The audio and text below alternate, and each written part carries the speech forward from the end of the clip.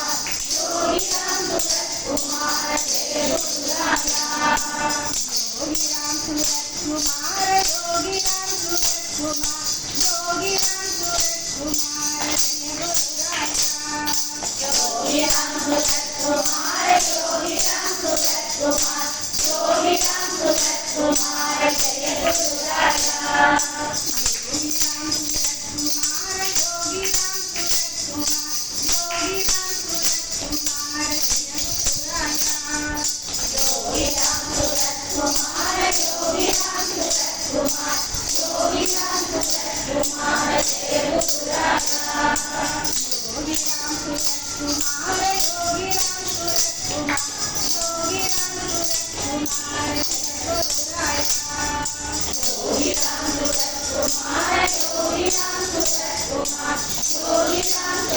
कुमार जय गुरुराया योगी राम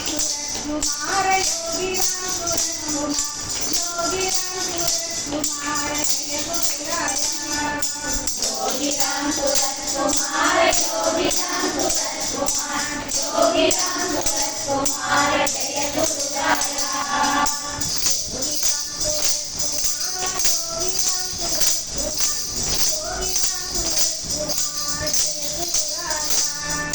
योगी राम सूरत कुमार योगी राम सूरत कुमार योगी राम सूरत कुमार जय गुरुराया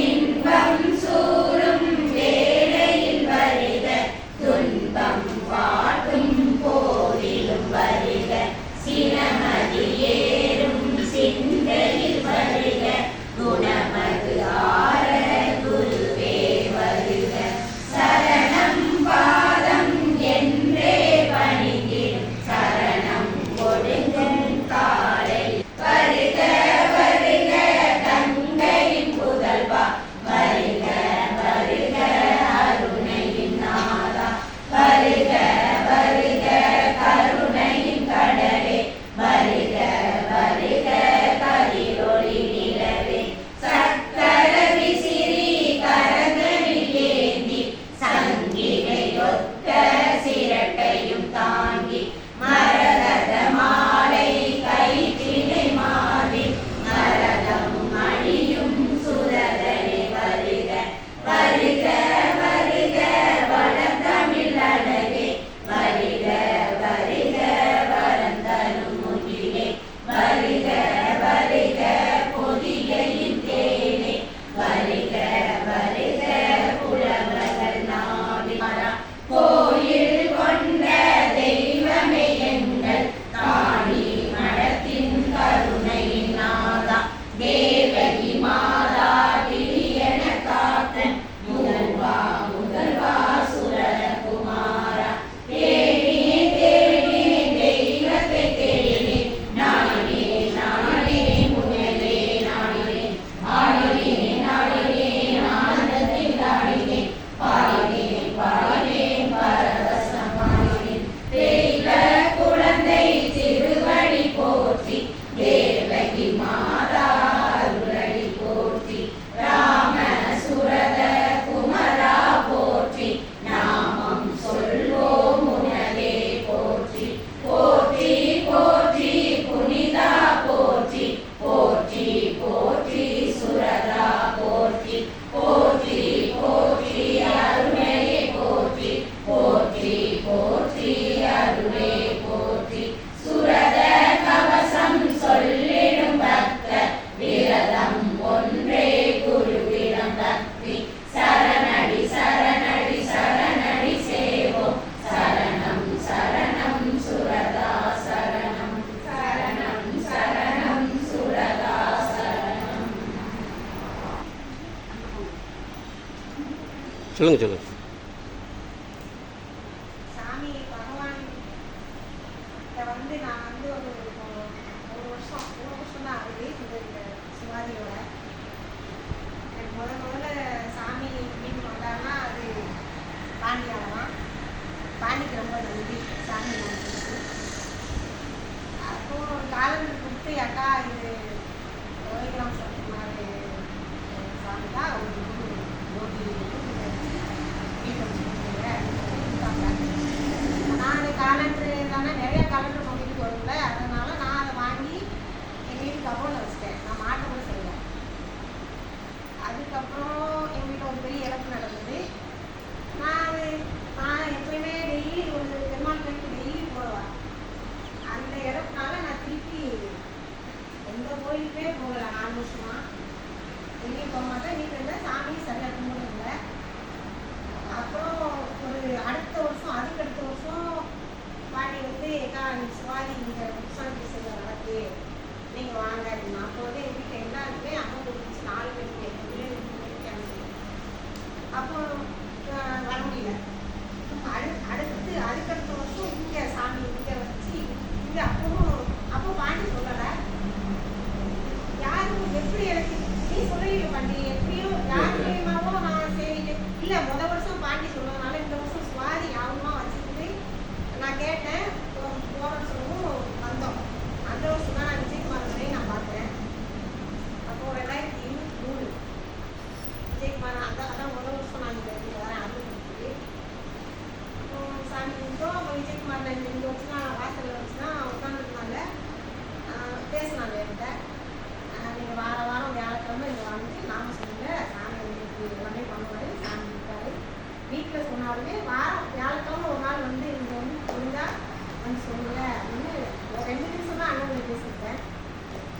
அவ்வளோ அதுக்கு அடுத்து நான் அண்ணன் பார்க்கல. அதுக்கடுத்து திருப்பி வந்தாங்க, பௌர்ணமி வந்தாங்க, 2 வாட்டி பார்த்துட்டேன்.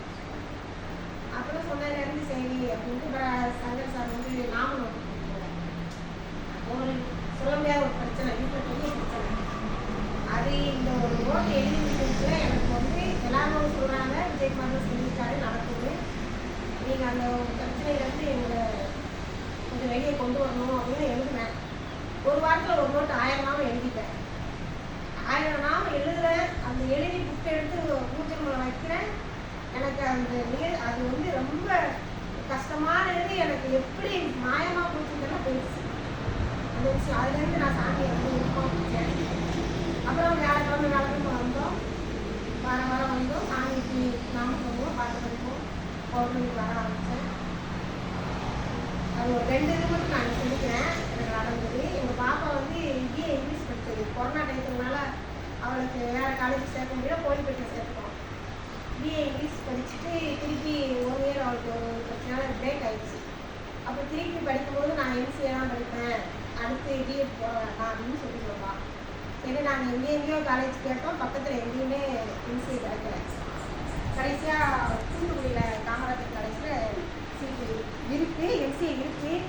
ஆனால் பிஏ இங்கிலீஷுங்கனால அவங்க எம்சிஏ தர மாட்டேங்கிறாங்க. நாங்கள் வந்து அட்டானமஸ் ஆனால் ரொம்ப நாங்கள் போய் தொடர்ந்து போனோம். அப்போ நாங்கள் வந்து அட்டானமஸ் ஆகிறதுக்கு ட்ரை பண்ணிகிட்ருக்கோம். இப்போ யூனிவர்சிட்டி எம்இசி யூனிவர்சிட்டியில் இருக்கிறனால எங்களால் அவங்க வந்து பிஏக்கு எம்சிஏ தரமாட்டாங்க அப்படின்னு. சரி அப்படின்ட்டு சரி நாங்கள் இந்த 1 மாதத்தில் அட்டானமஸ் ஆகிடும், அப்போ காலேஜ் ரன் ஆகிடுச்சு அப்படின்னு நாங்கள் 1 மாதத்துக்கு திருப்பி போனோம். நான் பகவான்கிட்ட கூட்டிகிட்டு வந்துட்டு தான் நான் பாப்பா வந்து கூப்பிட்டு தான் நான் காலேஜுக்கு போனேன். அப்போது போனோம். காலேஜ் எப்படியாவது அட்டானமஸ் ஆகணும்னு 6 மாதம் ஆகுனாங்க. ஆனால் 1 மாதத்துலேயே அட்டானமஸ் ஆகிடுச்சு. ஆகி திருப்பி போய் சேர்க்குறதுக்கு போகிறோம். அட்டானமஸ் ஆகிருக்கு, ஆனால் அவங்க சொல்லலை என்கிட்ட. நாங்கள் போயிட்டு உள்ளே போகிறதுக்கு அப்போ நான் போகல, எங்கள் பாப்பாவும் தம்பி தான் போனாங்க. அப்போ சார் வந்து பார்த்துட்டு பிரின்சிபால் பார்த்துட்டு இருங்க எனக்கு ஒரு மீட்டிங் இருக்குது நான் போகிறேன் அப்படின்னு போயிட்டாங்களாம். போயிட்டா அப்போ என்ன செய்கிறது, அங்கே ரிசர்ச்சில் இருக்கிறவங்க உங்களுக்கு கிடைக்கிறது கஷ்டம், நானே இதுதான் பாப்பா கடைசி, நம்ம 4 வாட்டி போயாச்சு, இன்னும் ட்ரை பண்ணாங்க, கடைசியாக போயிட்டு வாங்க, சாமி என்ன நினைக்கிறோம் அதுதான் நமக்கு நடக்கும் அப்படின்னு நான் சொல்லியிருந்தேன்.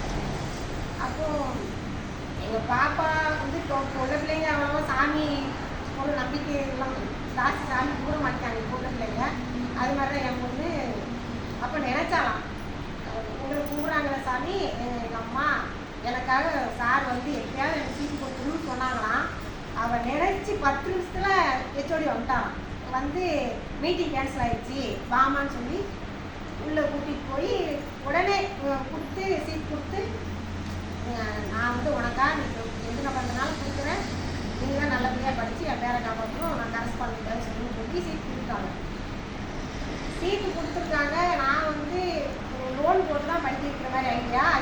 20,000 இருக்குது, அதை கட்டிடுவோம், திருப்பி லோன் போட்டு நம்ம வீட்டுக்கு கட்டிக்கலாம், நாங்கள் அப்படி தான் லோன் போட்டுக்கலான்னு சொல்லி தான் நான் போயிருக்கு. ஆனால் அவங்க ஃபுல் அமௌண்ட் கட்டணும்னு சொல்லிட்டாங்க. அந்த டைம் அவன் எனக்கு ஃபோன் போடுறா, காசு இல்லை, என்னம்மா செய்ய வந்துடுறியே உடனே எப்படி ரெடி பண்ணி இன்னைக்கே கட்டணும் அப்படின்னு சொல்லிட்டாங்க.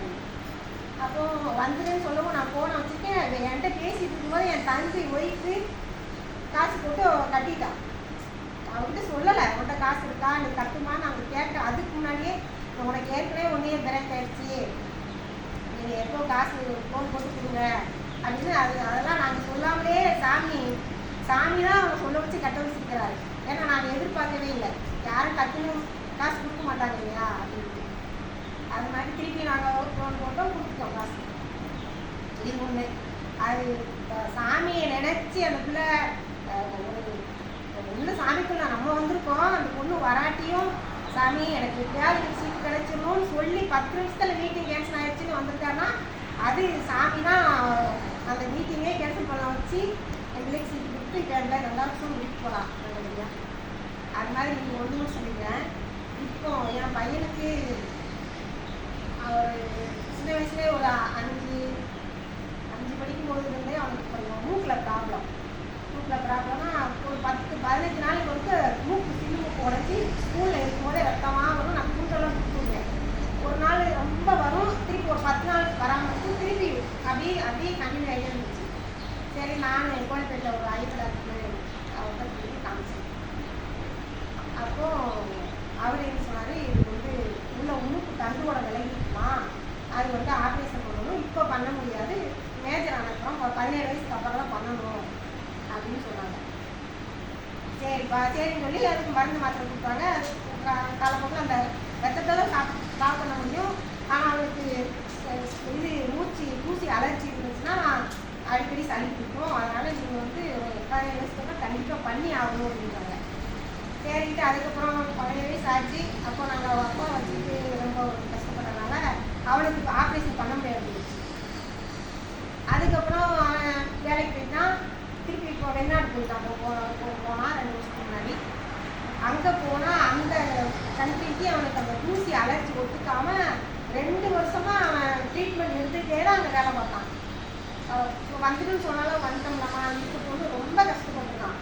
அப்போ சரி வந்த உடனே ஆப்ரேஷன் பண்ணிடுவோம் அப்படின்ட்டு சொல்லியிருந்தேன் நான். அப்போ வந்து உடனே டாக்டரை பார்க்கணும். டாக்டர்லாம் நீ முதலே பேசி வச்சுட்டு வந்த உடனே பண்ணிடுவோம், ஏன்னா 2 மாதம் தான் லீவ் வேணுங்க. சரிப்பா அப்படின்னா சரி பேசி வச்சாச்சு. வந்தோன்னா அப்போ நம்ம அழுப்புறத்துக்கு வருவாங்க ராஜேஸ்வரி, அவங்க சொல்லுவாங்க, பாருங்க உங்கள் பையனுக்கு சாமி ஆப்ரேஷனே பண்ண வேண்டாம், அவங்க பையனுக்கு சரியாயிடுச்சு சொல்லுவாங்க அப்படின்னு. என் பையன் வர முன்னாடி அவங்க என்ன சொல்லுவாங்க. நான் அது இதெல்லாம் நம்ம ரொம்ப சாமிகிட்ட போய் கேட்கக்கூடாது. ஏன்னா இது டாக்டர் சொன்னது, சின்ன பிள்ளையே பண்ணணும்னு சொன்னது, அது ஒரு கண்டு கூட எப்படி திருப்பி சரியாகும், தன்னால் சரியாகும் அப்படின்ட்டு நான் அப்படியா சாமியை பண்ணுவாருன்னு நான் ஒன்றும் சொல்லிக்கல. அப்புறம் போனோம். வந்த மறுநாளே நாங்கள் ஹாஸ்பிட்டல் போனோம்.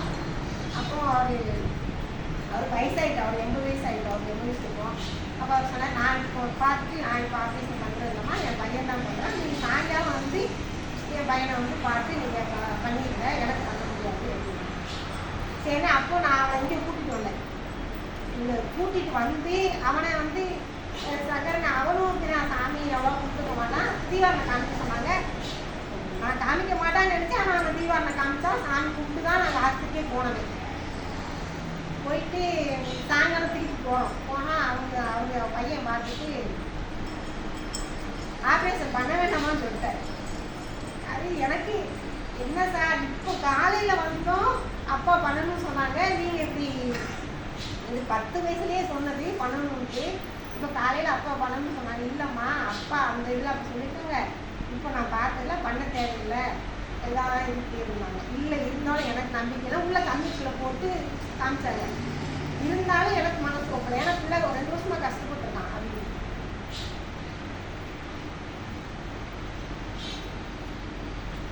அதுக்கப்புறம் இல்லை எனக்கு நான் இல்லை எனக்கு அப்போ நீங்கள் உங்களுக்கு விருப்பம்னா பண்ணிடுவோம், எதுக்கு ஒரு ஸ்கேன்னா எடுத்துருங்க உங்கள் மனசு கொடுத்துருந்தாங்க. சரின்னு போய் வளர்த்துக்கு ஸ்கேன் எடுத்துக்கணும்னு கொடுத்தோம். அவங்க எல்லாமே போட்டு காட்டி வேணாமா தேவையில்லை, 1 மாதத்துக்கு மருந்து மாத்திரை வரேன் சரியாயிடுன்னு சொன்னாங்க. அந்த மருந்து மாத்திரை கூட என் பையன் சாப்பிடலை.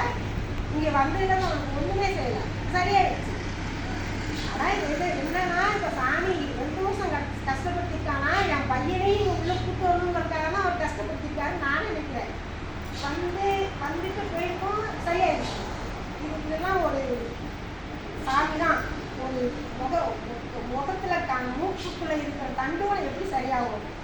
அதை அவர் பண்ணது. அதுக்கப்புறம் இப்போ போயிட்டான். இப்போ 2 மாதம் லீவ் வந்து போயிட்டான். இப்போ எந்த பிரச்சனையுமே இல்லை, நல்லா இருக்கான். அதனால் எல்லாரும் வந்து சாமி ஒரு நம்பிக்கையாக சாமி கும்பிடுங்க. அவர் பகவான் இருக்காரு. எங்கள் வீட்டில் சாமி வந்த புதுசில் நான் இங்கே வந்துட்டு போன புதுசில் அந்த 1 மாதத்துலேயே பட்டர்ஃப்ளை வந்தேன். பெரிய பட்டர்ஃப்ளை வந்து நான் அந்த வீடியோ கூட எடுத்து எல்லாருக்கும் அனுப்புனேன். சாமிக்கு எல்லாருக்குமே சாப்பிட்டா அனுப்புனேன். உள்ளே வந்தார், கால் கூட சுற்றினார், பெட்ரூம்குள்ளே போனார், கிச்சனுக்குள்ளே போனார், போயிட்டு நேராக பூஜை ரூம்குள்ளே போனார். பூஜை ரூம்குள்ளே போய் நான் ஒரு மண் தட்டில் தான் பிரசாதம் சாமிக்கு வைப்பேன். அதில் போய் உட்காந்தார். அதில் அப்போ கல்கண்டு இல்லை. அப்போ எங்கள் பாப்பா சொல்லுவா, வளர்த்து குச்சி தேன் தானமாக இருக்கும் அப்படின்ட்டு தேன் எடுத்து வந்து ஊற்றுவான்.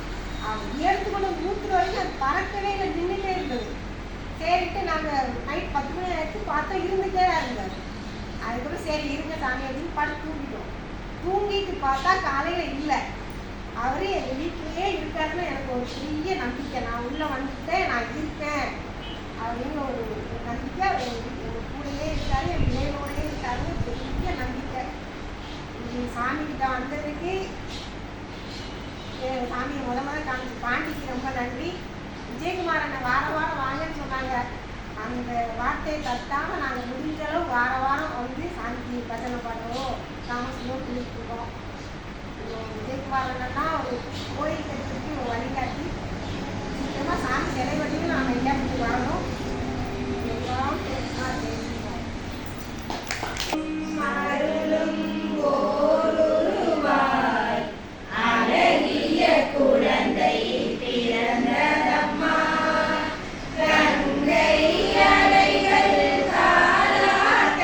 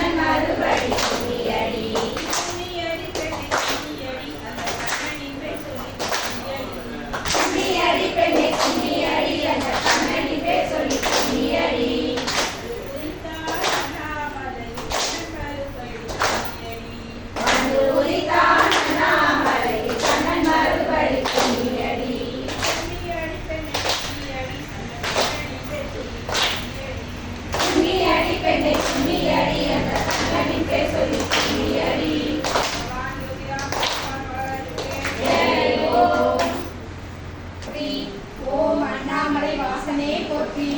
ஓம் அன்பின் வடிவமே போற்றி. ஓம் அகிலம் காப்பவனே போற்றி. ஓம் அவனி ஆட்டவனே போற்றி. ஓம்